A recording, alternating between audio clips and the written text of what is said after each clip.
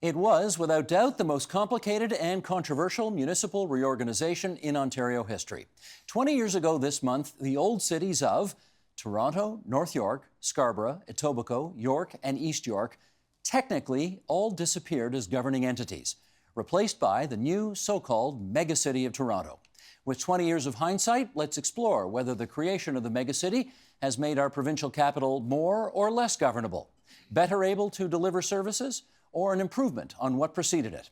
Here to start that conversation, John Matheson, a principal with the government relations firm Strategy Corp. 20 years ago, he was the chief of staff to the Ontario Minister of Municipal Affairs and helped create the policy that led to the Megacity. And John, it's good to see you again. Thanks for coming in tonight. Good to see you. I think before we sort of go on to explain what we have now, we got to go back. Because 20 years ago, lots of people watching this program either weren't born or weren't here or all of that. So let's, Sheldon, can you bring up the map? This is before amalgamation, what we had. Take us through it, if you would, John. Sure. Well, what we had was, at the time, was called a two-tier system. So we had the 6 municipalities. There was the old city of Toronto, and there was York, East York, and North York, and then Etobicoke and Scarborough. And then there was another level of government called Metro, and that'd be familiar to anybody who is in Peel or Durham or York region. Some of the services would be delivered by your local council and your local mayor and your local administration, and others were done at the regional level. Okay, let's just understand this. For those 6 cities, it's actually technically 5 cities and 1 borough, but let's not get too nutty here. They all had their own councils. They all had their own mayors. Yep. They all had their own elections every 2 years and then every 3 years. That's right. And then some of the people who were elected at that local level also sat on Metropolitan Toronto Council, which was the whole 6 cities all together in one. That's right. So 2 tiers of government. That's right. Okay. Who was the head of Metro Council? So at the time, it was Alan Tonks, and he was what they call was Metro Chairman. And so I guess Barbara Hall was the mayor of the city of Toronto, and on. Yeah, all the Holiday others. Yeah. Now, the Metro Chairman originally was somebody who was just appointed by the council, didn't even have to be elected. That's right. Was that a problem? By that point, 70% of the services were being delivered by the Metro level. And so there was an awful lot of spending, there was a lot of authority, there was a lot of decisions being made there. And there were those who were saying that it was getting out of hand, that there wasn't close enough to the direct accountability. So yeah, there were people who were concerned about that. And Alan Tonks, you mentioned, who was the Metropolitan Chairman at the end, he actually had been a member of Metro Council, so he was elected at least to something. That's right. Okay. And the issues that Metro Council would deal with versus the issues that the local council would deal with, right. How were they different? So they tended to be things that dealt with the entire area. So policing was done at the Metro level. Transit, the TTC, it was done at Metro. Solid waste disposal, but not collection. Social services. So it was about 70% of the services, and also regional roads, which was also very significant. Think Islington Avenue or Steeles, those would be regional roads. A little neighborhood street or whatever, that would have been done by your local area. By the local council. Yeah. Now, the theory behind this was, if you sat on the Metro Council, which of course was all 6 cities in one, you were able to take a more broad look at things, a regional look at things, yeah. Whereas if you sat on your local council, you would be much more parochially focused on what's going on in the backyard. Yeah. That was the theory. Was that in fact what happened? A lot of people thought the 2-tier system was terrific when it was first created, right? Because what you had was, and it's a complicated history, because it used to be what became the old city of Toronto. It used to be many more municipalities. Yes. Where I live in Swansea, that was its own city. And for those of us who live between Jane and Runnymede, it'd be kind of bizarre to think that that little town hall that's there was actually the place where we would go to be, dealing with matters of local planning. Because, that was at a really low local level. The creation of Metro was very much about putting some order to things that truly did need regional coordination. The real question that you were getting by 1995, or for 94 even, when the Ray government created the Golden Task Force to take a look at the effectiveness of the model, was whether it had lived out its usefulness as Metro had fully grown out. Because by that point, Metro had reached what you would call steady state planning. There was almost no greenfield development left. And so the area was pretty much fully built out. And so it was going to be changing from an era of rapid urbanization to an era of steady state public administration. And so people were wondering whether the big, high-level planning issues, which needed to be coordinated at the regional level, still needed to be done in that way at that time. Okay, so Mike Harris gets elected with a majority government in 1995. Right. And looks at this and comes to the conclusion that what about the pre-amalgamation model wasn't working? Well, it's interesting because the common sense revolution said a lot of things about what we were going to do and what we weren't. It really didn't say very much about amalgamations, but what it did say was that we were going to balance the budget without trying to touch frontline health care or classroom education. And so if you really want to understand what was behind looking at the municipal sector as a target for savings, it was the public had spoken loud and clear. If you're going to balance the budget, don't do it on the back of healthcare and don't do it on the back of education. You may recall, notwithstanding the government's efforts to achieve that, people thought, well, there were a lot of changes going on in healthcare and education. So, how successful we were at insulating those two things was something that was open for debate. But there was a pretty wide belief that the government really did need to focus on these other transfer partners. And so the municipalities were at the top of the hit list, if you will, if education and healthcare weren't.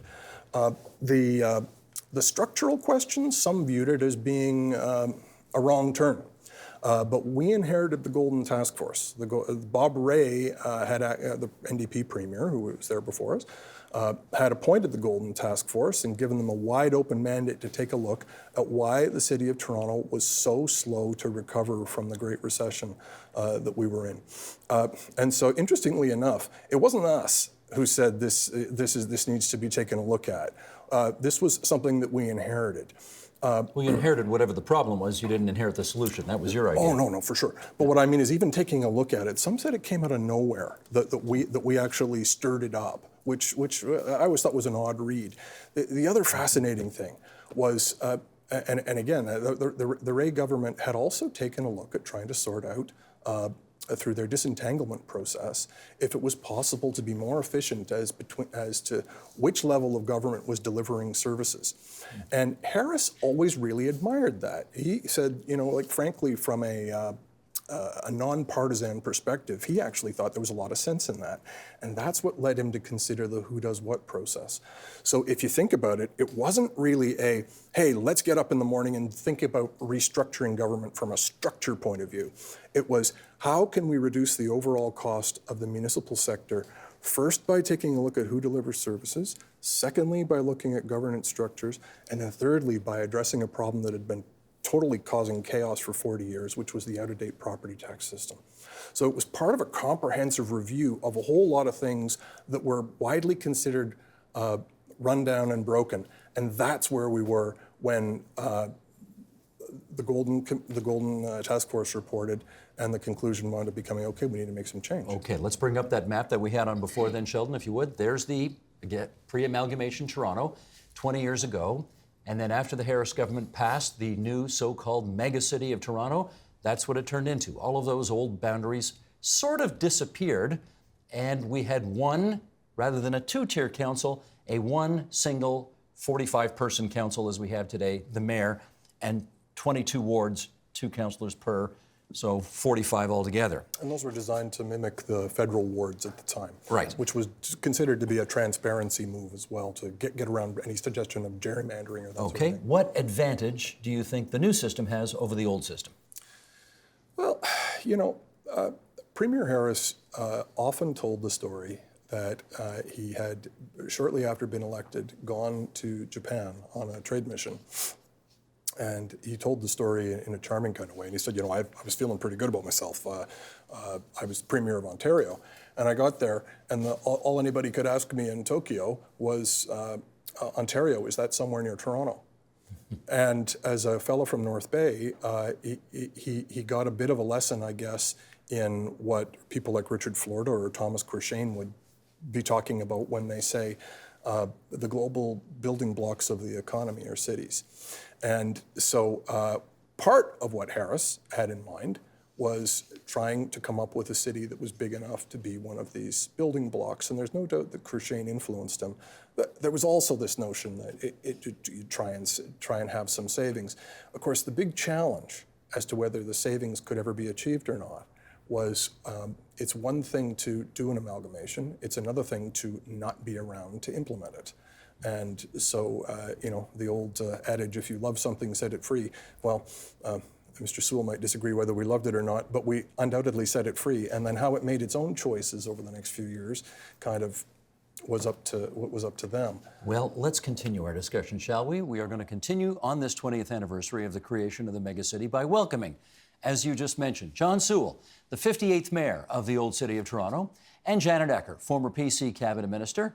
And of course, John Matheson is still here, the former chief of staff to the Minister of Municipal Affairs from 20 years ago. Welcome you two to our discussion here. John Sewell, want to start with you. Was the old city of Toronto and the 5 other cities that were around it and that old metro style of government, was it a problem in your view that needed fixing? It was the most admired system of local government in the world. We had people visiting us all the time saying, how come you can do this so well? Because what you managed to do with that metropolitan system is you managed to balance the local with the regional. You're forcing local councillors to think about regional issues and people actually in a regional position thinking about local issues. And you managed to spread around the money really, really well. We were the most admired government in the world, the most admired local government in the world. It worked really, really well. It also reflected really clearly the fact that there were 2 cultures that existed within the metropolitan area. The downtown mixed-use area where in fact the densities are relatively high and you had a road system that really supported public transit, and the new suburban areas with low-density housing, with a road system that doesn't support public transit and separated uses. So it reflected those kinds of cultures. And when the Harris government came along, they came along right out of the blue. I mean, all the stuff that John said, I just fundamentally disagree with it. We had, Al Leach, the Minister of Municipal Affairs, had a big press conference to start it all off about a week before he introduced the legislation, saying, I've got these 25 reports here about the future of Metro, and they all say it's got to change, and we're going to change it. Of course, none of those reports said that in fact you should create a megacity. They all said other things entirely. But one of the things that we heard was, at the time, one of the criticisms was that when you added up the numbers of politicians in the old city in Scarborough and Etobicoke and et cetera, it was almost 100 or something like that. 107. 107, okay. Terrific, and that it marvelous. was, well, the allegation was too many politicians, we're overgoverned, let's simplify matters. Not the case? No, Mike Harris was saying that because he wanted to destroy it. And I think the only reason he wanted to destroy what we had in Toronto was because the city of Toronto was out there opposing his major platforms, which is we're going to cut welfare rates by 22%. We're going to impose market value assessment as a new way of doing property taxes, something that in fact everybody knew was going to be a disaster. That we're going to shut down 1/3 of the hospitals in Toronto. They're the things that Toronto said, we're really opposed to that. And I think Mike Harris said, we've got to get rid of the City of Toronto Council in order to shut it up. I think that's the only reason they did the megacity. They also said, by the way, bigger. That's they how also you shut it up. That's a little bit awkward, I think, in terms of a motivation. I mean, it's an awful motivation, but that's what you guys did. It's the very same thing. They also said we're going to save a lot of money. And they pulled out a report by KPMG saying we're going to save $100 million by doing this. Well, of course, then the KPMG guy was quoted by the Globe and Mail saying there's never been an amalgamation in the history of the world that's ever saved money. Okay, it was a fake report. Let's go through some of these things. It was just all mendacious lies. Let's go through some of this, because what Mr. Sewell is saying is something we've heard numerous times over the years, which is that Mike Harris was never particularly fond of Toronto, and this was, in some respects, his revenge against the city for opposing his agenda. You were at the cabinet table at the time. I want you to break cabinet solidarity and confidentiality right now and tell us, did that come up? Am I allowed to make an expletive, deletive comment about it? I mean, I think that's absolute crap. To sort of think that someone who's elected to be premier of the province, who is accountable for producing on his promises, who's accountable for the economic growth of the province, whatever, would sit there and as John said, who's been on global trips where Toronto is the brand, and trust me, Toronto is still the brand. Ontario, God bless the premier, but Ontario is still, is at some place close to Toronto, that somehow or other you wake up one morning and say, let's destroy a city. Like, come on, give me a break. There were problems. I mean, that's why Bob Ray had started the Ann Golden Task Force, was because of the issues that people were wrestling with.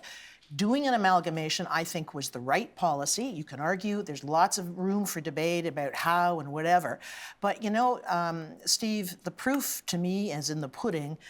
We were able to do the bid for Amazon that put us on the short list as an international, globally successful city. We are the second largest financial services center. Okay, but what's to say none of that wouldn't have happened otherwise? That's all in the old city of Toronto. It's not because of Scarborough, I'll tell you. It's not because of North York that Amazon wants to come here. That's exactly the downtown attitude that used to drive Etobicoke and Scarborough crazy. The financial services industry is not just in downtown Toronto. Yeah. It's in Mississauga. It's in Durham. It's in Markham. It's in York. Toronto. They're outside of Toronto, and that's the thing. You see, Ann Golden, that was the question Ann Golden was dealing with.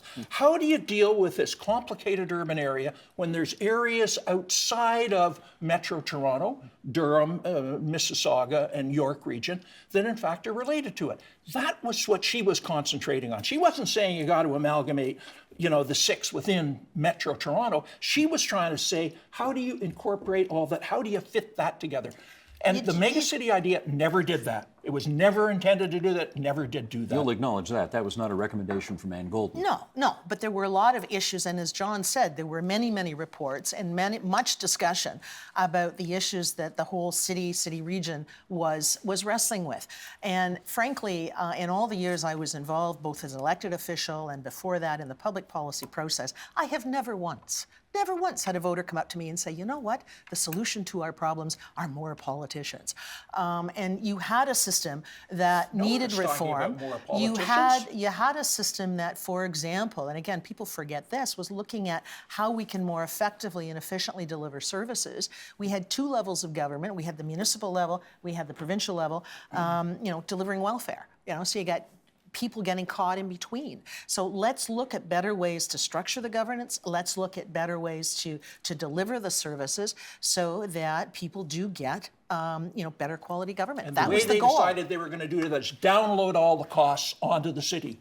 Download the public housing costs, download the transit costs, download GO Transit costs. I mean, amalgamate the school boards, make them all a mess. The education costs, we took off the property tax, John. And in fact, you reduced the education costs for the city of Toronto. We took off billions of dollars of educational funding off the property tax, gave municipalities across the province incredible tools to fix their problems. For example, the property tax system in Toronto was a mess. It was absolutely a mess because what city councils had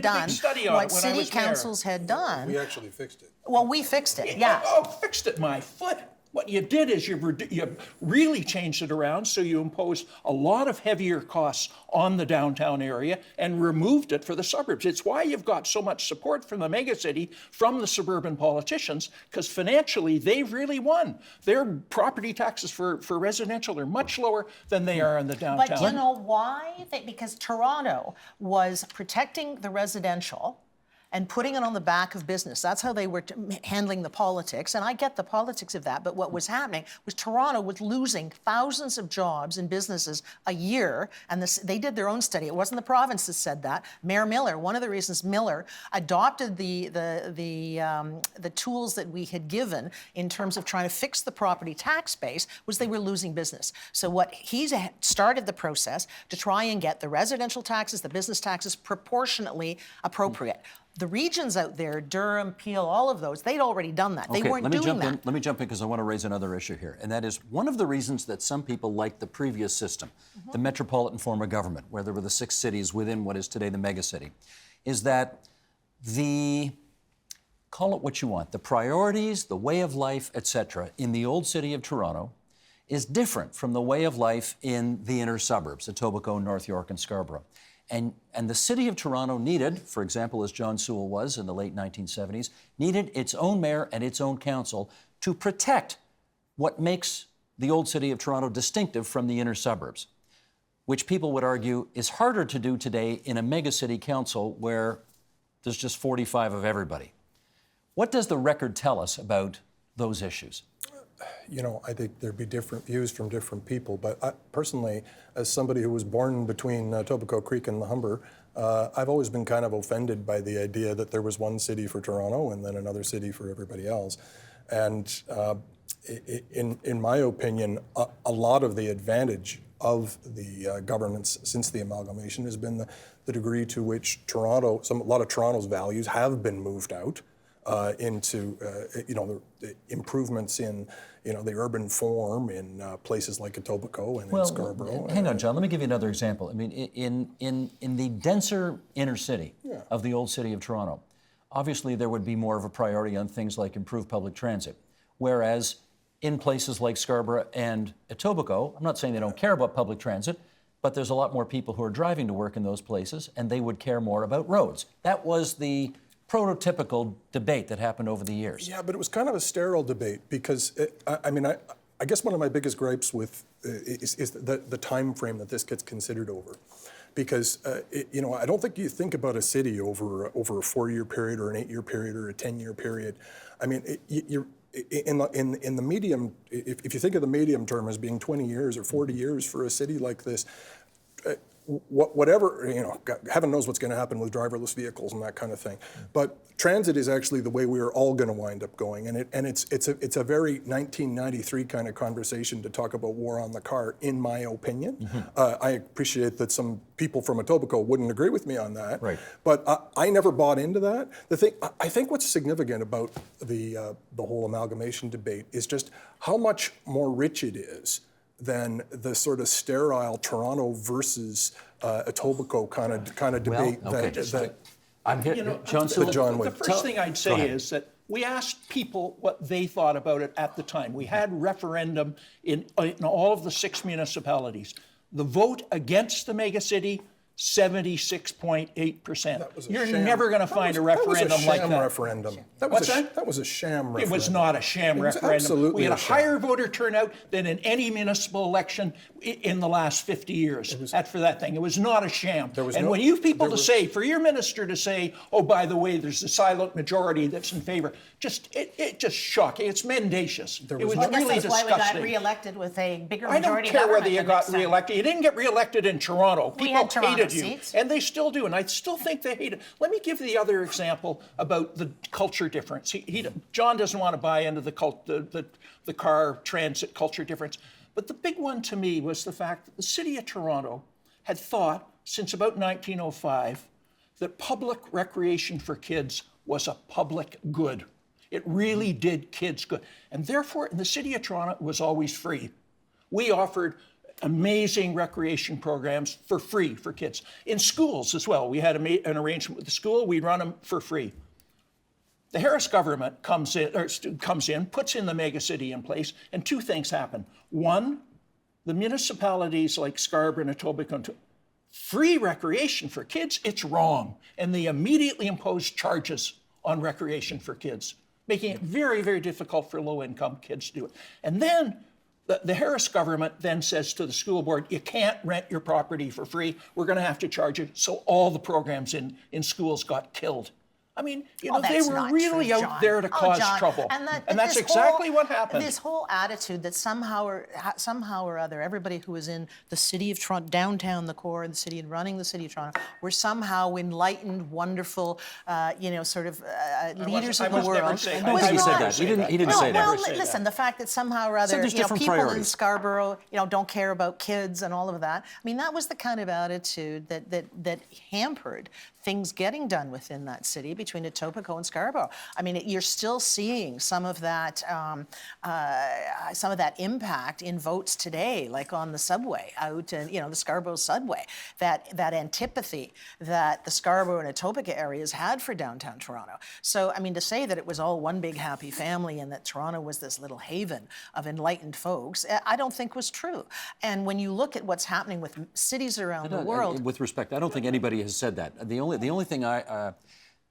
only thing behind my question is there have clearly been over the last half century different priorities between what people in the old city of Toronto and people in the inner suburbs felt. That's all. Yeah, absolutely. And I know that's what you said. Absolutely, and that's very true. Absolutely. But there are still, even within a Scarborough or an Etobicoke, for example, you would find neighborhoods that would have different priorities than the Etobicoke Council or the Scarborough Council. The question is whether the old system of governance was better able to realize those different priorities than a new megacity where everybody is sort of in one cauldron. That's the question. Who's got the answer? Well, I think that the answer is no. No, You're and right, well, no. but you also look at, like, for example, what's happening. There's now a debate about TTC and the GO train, Metrolinx, right? I mean, do we need to make that one big unit bigger so there's better integration and there's better delivery and all of that? So the fact that you got different priorities within regions is absolutely, of course that is, and you work that out at the table with. I mean, you have an elected officials, and that's what their job Okay, is. speaking to of at do the that. table, when you were at the cabinet table and the idea of a megacity was brought forward, I know you're not a 416 MPP or you were not at the time, you were a 905er. How intense was the debate around the cabinet table to go forward on this? Very intense, as it should have been, because it was a very controversial decision. But the other thing to remember too, and I when you look back on it, I think one of the challenges was that there were a lot of moving pieces all going on at the same time, and what started to happen is the antipathy or the controversy around it.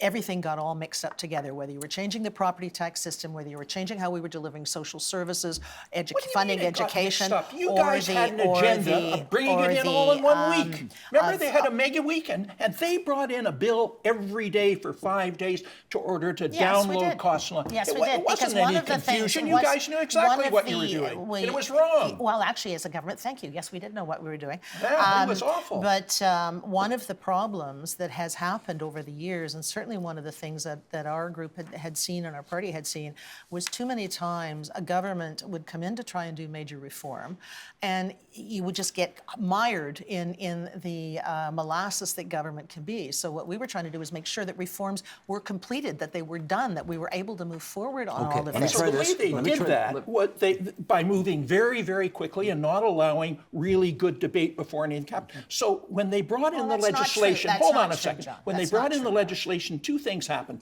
One, Leach, your minister, put out a pamphlet saying the megacity's done, it's over with. Well, he got convicted of contempt by the legislature for doing that By the Speaker. because it was dishonest. And the second thing he did is the very day he it brought wasn't- in that it wasn't- legislation, that wasn't He was the found in decision. the contempt by very the day Speaker. he brought in that legislation, he he did it appointed the outside the House, body, not inside the the House. appointed body that would replace all the decision making for the local councils. I mean, unbelievable. It's called a junta. That's what they're called. And you guys did it right here in Ontario. John. Let's talk about mendacious. I mean, John, I had forgotten what it was like to share a conversation with you about this, and I'm pleased to see you've not changed in 20 years. No, I'm still angry. Bad mistakes. But the transition board came about as a result of a need to protect against improper spending in the last 6 months, the going on just because of, like one of the wards that was about to go in blowing its reserves and that sort of thing. The only powers that they ever used were to review any spending that might go on in the last 6 months. Let me pick up on that, John, because one of the arguments that was made at the time, 20 years ago plus, was this will be a cheaper form of governance. If we replace more than 100 politicians with this council of 45, if we don't have a fire chief in Toronto, a fire chief in Etobicoke, a fire chief in North York, if we replace 6 fire chiefs with 1, the bureaucracy will be smaller, and at the end of the day, we will save money. Has that happened? So, look, I think there's 2 or 3 different perspectives on this. One is you've had a leveling up of services so that the services across the city are equal now. So that doesn't lead to savings that leads to an equalization and leveling. So that's at the level of what services are provided. The second question, and this is the one that KPMG was cautioning us about, was there's the cost base. If you've got 6 different unions and you're going to amalgamate them, there tends to be an upward pressure on that. And that's a second risk. The third is if you talk to successive city managers, they will all say that they more than hit the targets that we promised, but that those targets were frankly probably not relevant over the long haul in terms of just the overall growth of spending that the city was going to experience over time in any event. And so I don't know that you would do it as a means of saving money. I think at the best, what you could say is that otherwise costs that would have come about were offset and forestalled, and you got the leveling up. I don't think it's possible, though, given all the pieces of the puzzle that we're moving at the time, to entirely assess whether the cost of the government was lower. And if you look at the academic... It was sold as that, in fairness. Well, in fairness, it was one piece of it. And frankly, because of the high tone of debate that was coming from the other side, that only ever wanted to accuse the government of destroying local democracy and such nonsense as that, frankly, there was a bit of a race to the bottom in the quality of the argumentation that went on, which you can sort of see today. Repeated today. Reacting to what the government was doing, which is just all this stuff, we're just going to get you. And I might say that the Megacity staff did a study 2 years later about the cost of the Megacity, and they concluded that the cost of the Megacity was $350 million a year. That was the actual cost of imposing the Megacity. Well, I'm just saying that, you're saying it, nobody knows, but I'm saying that's what staff reported. Work that Enid Slack has done 10 years later, that looks 10 years before and 10 years after, is much more sophisticated than that report. And frankly, what did she say? Well, that's what I just said, basically what I just summarized, that the cost of the leveling up of services that got people to a higher level, and you ought to be in favor of that, because, if you're talking about this, you have a storyline that everybody's services went down. One of the biggest because of the downloading. They went up as a result of the amalgamation, because of the leveling up of services, right? Like, you can't have it both ways. If you ask people today whether they thought the service was better, it's simply not the case. I mean, I remember the other example, just in terms of services, where they imposed the Megacity, and immediately garbage started appearing on all the downtown streets. You'll remember that, Steve, just for about 2 years. And the reason was that, of course, the suburban politicians said, you guys spend much too much money trying to collect garbage in downtown Toronto, and therefore we're going to cut it, and they did, and guess what happened? So it took about 3 years before they could say, oh, we better restore a service so we can actually make sure there isn't garbage on streets. I mean, that's the kind of thing that happened. We're down to about 4 minutes here, and I want to try one more thing and get your views on this. Politicians, of course, need to be responsive to the electorate. In your view, is the City of Toronto, as it is constituted today, a megacity with 45 members on council, is it as responsive to the needs of constituents as the previous pre-amalgamation government was? I would say that it can be as responsive as the previous one. In some cases, it can be more responsive. I think one of the challenges that we have is that the governance structure that we have there now, you have a mayor who, because of just the way politics has evolved, is the sort of accountable person for, when the mayor runs for office, it's citywide.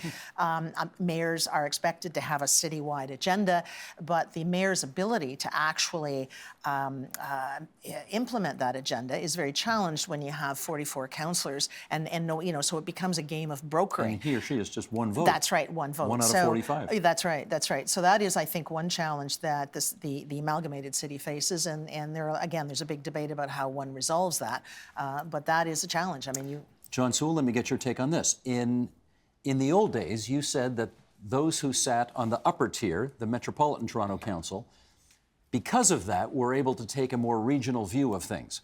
And the criticism of today's council is that because everybody represents only that one little postage stamp size part of the city, that their interests are very parochial and they're unable to take the broader vision of things. Is that in fact the case? That is exactly the case. And I think it's why people feel much more disengaged from their local government than they used to.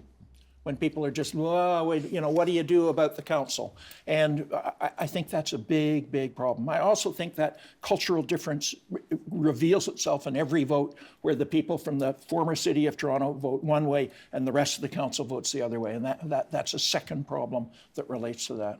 How about the issue of only one person, namely the mayor, is elected citywide and everybody else is only voted in their little constituency? Is there a lack of citywide vision on the council as a result of that, in your view? I don't think that would be improved by continuing to have 6 area municipalities. When How about border control? Yeah, well, perhaps, but how about you go back to one of the things that we were treated to in '94, '95, Mel Lastman saying, I'm going to have a North York bid for the Olympics. I'm going to move the Maple Leafs to North York. I mean, you had an awful lot of what you call non-corporate behavior going on, intercity nonsense going on. You can't really run down Mel Lastman when he's the guy who gets to be the first mayor of the Megacity. He was, wasn't he? He was a bit crazy. I agree. hate to tell you, but people voted for him. I mean, democracy voted for him, so God bless him. But again, the argument from critics would be that's because all the suburbs ganged up on the old city and the suburban mayor won, and that the old city's interests are not protected under the current format. That's the argument. Ganging up on anybody, and that's why you've got local councils. I think fundamentally it's a misunderstanding of how the elections happen. It's just the notion that there's a ganging up that's going on is Not ganging up, but obviously the priorities of the inner suburbs are different from the priorities of the city, and the candidate of the inner suburbs tends to win. I think that's been the experience since the megacity was created. If you can put it this way, if you can, David Miller, David I would Miller, not describe two as terms. a product of Etobicoke and Scarborough. absolutely fair point, but I think he would say he managed to. He's the exception. He is the exception to the rule, and still managed to. So John embody- is you're saying John Tory is somehow some Tory is creation of trying to Etobicoke and balance Scarborough? the two and gets John caught in Tory, between them. well, That's there's his problem. And he'll every admit that. every Or that's a elected success, depending. every district. He's trying for one Toronto. That's That's his- Every district, no matter how big or how small, has splits within it. I mean, I live in the city of Ajax, which 110,000, and if you don't think there are splits between north and south sometimes on different issues, of course there are. But that's why we have regional governments and people elected to help broker those deals. Do you know why we wanted to have this discussion 20 years later? Because Why? this issue has not gone Oh, away, I know it and this hasn't. I know it discussion hasn't. proves it. John Matheson from Strategy Corp. And the former Chief of Staff to the Minister of Municipal Affairs. We thank you for being on the right-hand side of the table today. John Sewell, Janet Ecker, good of you two to join us as well on this 20th anniversary, 20 years ago this month, that the megacity of Toronto was created. The Agenda with Steve Bacon is brought to you by the Chartered Professional Accountants of Ontario, helping businesses stay on the right side of change with strategic thinking, insightful decisions, and business leadership. Are you on the right side of change? Ask an Ontario CPA.